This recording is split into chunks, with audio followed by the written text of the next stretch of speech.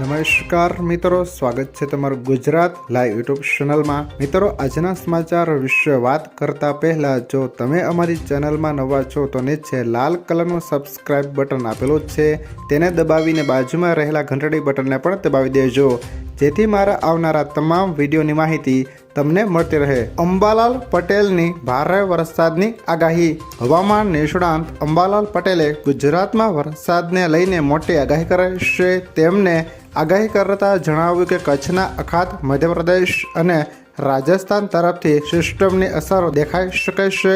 હજુ 3 સિસ્ટમ ઉત્તર ગુજરાતમાં વરસાદ લાવી શકે છે। અંબાલાલ પટેલે વધુમાં જણાવ્યું કે હાલમાં બંગાળના ઉપસાગરમાં થોડેક અંશે સિસ્ટમ બની રહેશે, જેના કારણે આગામી 24 અને 30 જુલાઈ સિસ્ટમ સક્રિય થશે।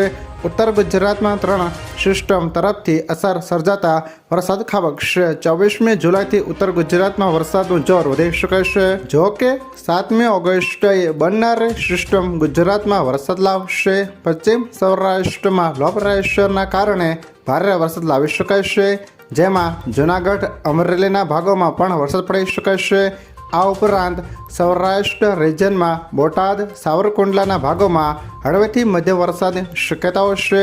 દક્ષિણ ગુજરાતમાં ભારેથી અતિભારે વરસાદ થતાં પૂરની સ્થિતિ બની શકે છે, જેમાં પંચમહાલના ભાગોમાં ભારે વરસાદ થઈ શકે છે। ભરૂચ, વડોદરામાં પણ ભારે વરસાદની સંભાવના છે। અમદાવાદ અને ગાંધીનગરની સાથે સાબરકાંઠા અને બનાસકાંઠામાં પણ વરસાદ પડી શકે છે।